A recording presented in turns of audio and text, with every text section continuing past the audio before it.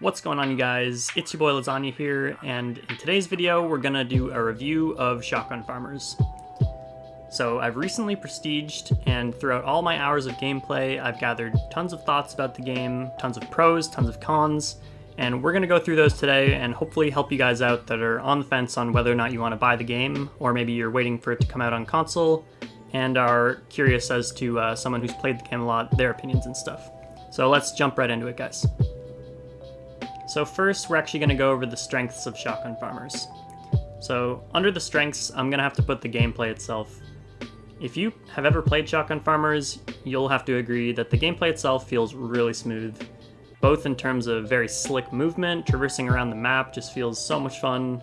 You get super good performance, really high FPS, it supports high refresh rate monitors and all that, and overall the game just feels amazing to play on. And even the gunplay, the shotgun feels very satisfying to hit those one taps. The gunplay is very balanced. All the guns, I never end a game and I'm like, oh, I got killed by this weapon so many times, or that gun is so imbalanced, I just want to get off the game. No, the guns feel super balanced. Everything has pros and cons, and nothing, sticks out as ridiculously overpowered or anything.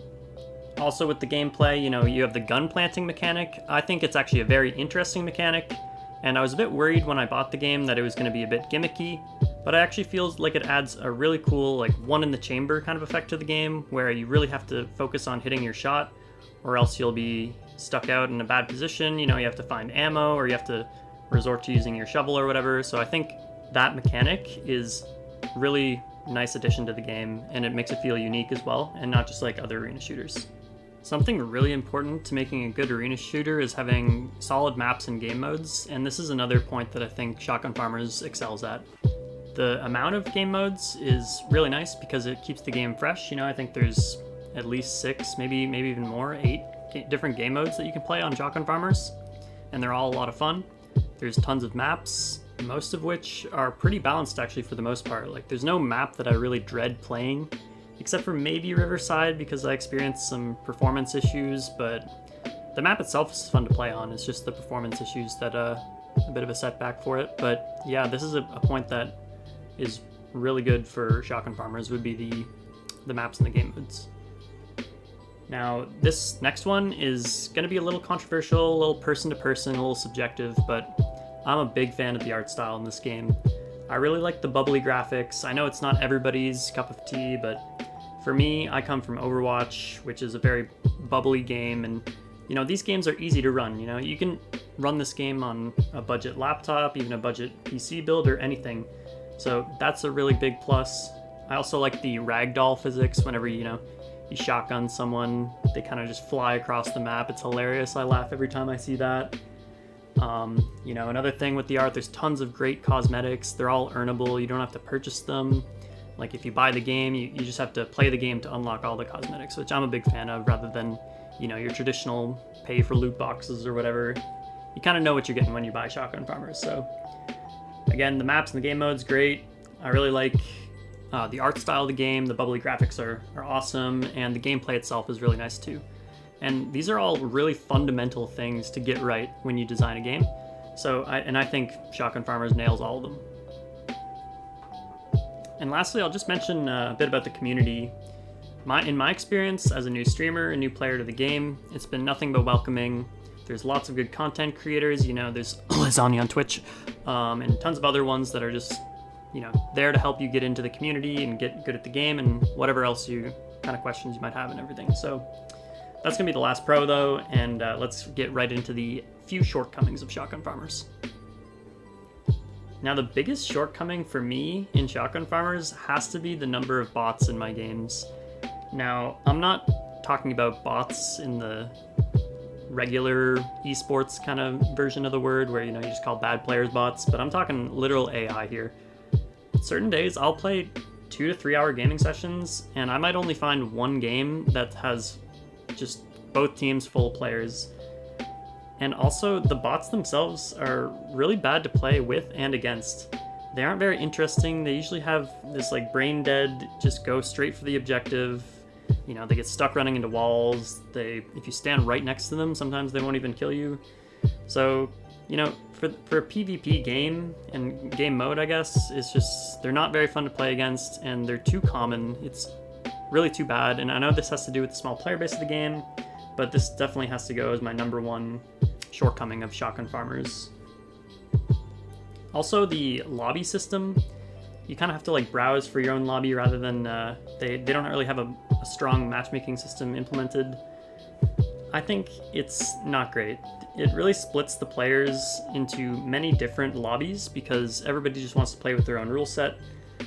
So they just make their own game, which stagnates at 1 into 10 players, and it makes it so that nobody can really find a full match. And that actually feeds into the bot problem, because if they just had a standard rule sets, you know, I just search for team deathmatch and I get a team deathmatch game, that would alleviate having a bunch of different lobbies splitting up the whole community. And also this makes players make their own awful rule sets that don't really know what they're doing. You know, they'll make one map, 15-minute long FFA games that just take so much time, and there's no way you can come back if somebody's really had in the lead. And I think this should be up to the developer to make a standard rule set for these game modes.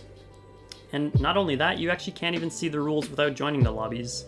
You have to actually join the lobby and check out the time limits, and you can't even tell which maps are available, and it's just no bueno. I think they just need to make some standard rule sets and implement some type of queuing system or something like that.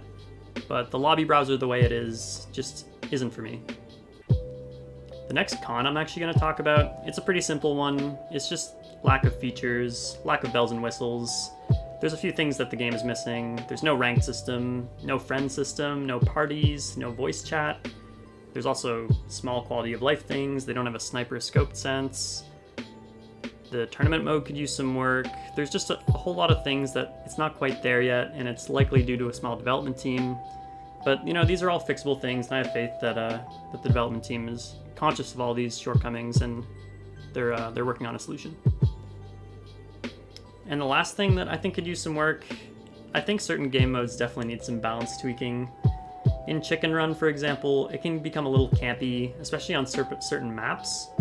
If the chicken's stuck somewhere, it can be really hard to actually contest that area, and the chicken might stay there the whole game, and it's just really boring to play against. You know, in the Scarecrow game mode, the overtime is just so broken. I've had matches where you're up 100 points, and after, you know, an 8-minute grueling game, and then overtime kicks in and you lose within a minute, or like even like 20 seconds because you score like 5 points a second. So some of the game modes could use some tweaking for sure, but again, this is a very fixable issue, and hopefully the devs are conscious of these, and if not, maybe they watch this video and they will be. So with all that being said, you might be wondering, Lasagna, what do you actually think about the game overall? And if you look back at all those pros, they were big ticket items. They were the gameplay itself, the maps, art style, right? The cons are just small details, and overall, I've had tons of fun playing the game. I prestiged within a month of owning the game.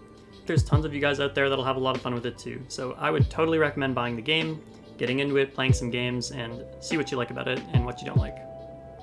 So that's gonna be it for me, guys. Thanks for watching this whole video. And if you want to check me out on Twitch, the link to that will be in the description. Make sure to sub to the channel, and we'll see you guys on the next one. Peace.